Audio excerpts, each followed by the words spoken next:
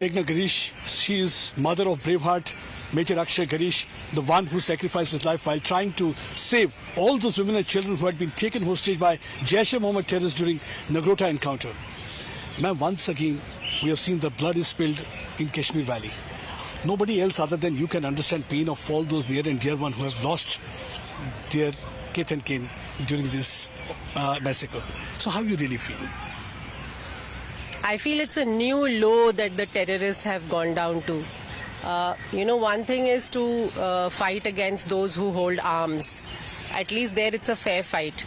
In this case, they have targeted innocent tourists who've gone to Kashmir to enjoy themselves, families with children and wives and parents.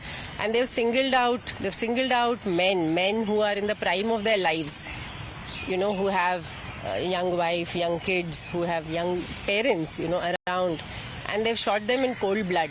Nothing could be more cowardly than this. A man with a gun goes and shoots an innocent. For what? And that too after, I believe, they've checked religion and then they have shot them down. So I feel very angry. Not just pained, I feel very, very angry. See, the pain is there. For the loved ones, it's lifelong.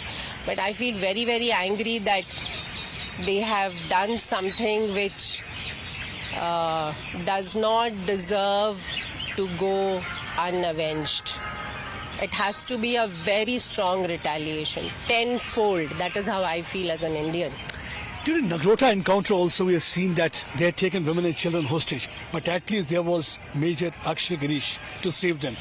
But there was no one like Akshay Girish to save these people. You think that there should have been someone who would have saved their lives? Yeah, in fact, I don't know why this happened. And in my own mind, I'm wondering whether the tourists were not supposed to be there or the forces were not informed. See, after their army chief's hate speech against not being able to live with people like us, right? He brought up the two-nation theory and he said we must never forget. Then this happens. For me, it looks as if the orders must have come to Pakistan. As it is, they don't have any democratic government of any kind. It's just a eyewash. I think the army is in charge or the ISI is in charge. I don't know who, but them being on denial mode is a joke. Pakistan should be declared a terror state by now. I just don't understand how they can keep denying something which it's hypocritical after what they keep saying. Prime Minister has given a very fiery speech in Bihar. He has asserted, "Mitti mein mila dunga." And within hours we have seen that how his words had been translated into action. They have already blasted homes and houses of two of the Lashkar terrorists who are said to be part of this Pahalgam massacre. There's one who are said to have helped these terrorists carry out that massacre. So how do you see this thing, that such a decision being taken and now the force is after these terrorists? I'm glad. I hope it goes much beyond that. I hope it goes across the border to where the terror camps are, where the terror hideouts are, from where they keep sending these infiltrators all the time. Our soldiers, even as we are speaking, every day, like yesterday also there was one, day before there was one, they're all the time stopping infiltration. Right? We had a martyr yesterday also from the paras. So they're stopping so many and still they're going on sending people in. So when they're sending so many people in, we have to go out across the border.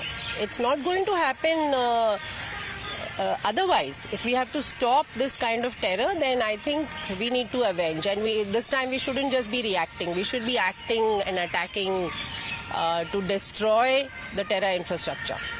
Because Prime Minister earlier said talks and terror can't go together. This time the message is that the water and blood cannot flow together. And that's why we have seen that they have suspended Indus Water Treaty. Many a time they wanted to do it in the past, but this time they've shown that political will. How do you see this decision of the government to stop water to Pakistan? I'm not a politician, but I'm glad. I think we shouldn't be doing anything for Pakistan from now on. No sport, no help, no trade, no talks, no Aman Ki Asha, no movies, no music, nothing. They don't deserve it. They're a failed state and they're trying to foment trouble in our country. We need to be united as Indians. We need to be united as citizens, irrespective of religion, and we need to show that we are different from Pakistan. We don't want our people to go down the drain the way Pakistan has taken its population down the drain. I'm sure if you ask an average Pakistani today, he knows very well that India is no match for them in any way. And there's no way they can win a war against India, so they will keep on doing this 1,000 cuts, bleed India by 1,000 cuts through terrorism. We need to dismantle that infrastructure completely. Already they have started going after overgrown workers because they feel they are the one who are providing oxygen to ecosystem of terror. We have seen that there had been search operation going on against them. And you think that this time the government of India is really serious and they are going to do something? I certainly hope so, because this government has shown the resolve. I certainly hope it goes all the way. And I hope that everybody, who may not be from the government, who may be from other parties or who may not agree with a lot of things that the Prime Minister says, I hope that we will put our country first and support the government in taking very strong action. There are some politicians who still keep on batting for dialogue with Pakistan, despite we seeing that how Pakistan keeps on backstabbing India off and on. But they are parroting the same line, that there should be a baatcheet with Pakistan. So what you feel that time when they say baatcheet with Pakistan, and the same Pakistan because of whom you and many other people, they have lost their near and dear one? I have nothing to say about such politicians. I think they are just, they don't care enough about the nation or its security or its people. Baatcheet is not going to solve. If you have a neighbor who keeps on attacking you, are you going to have baatcheet with him?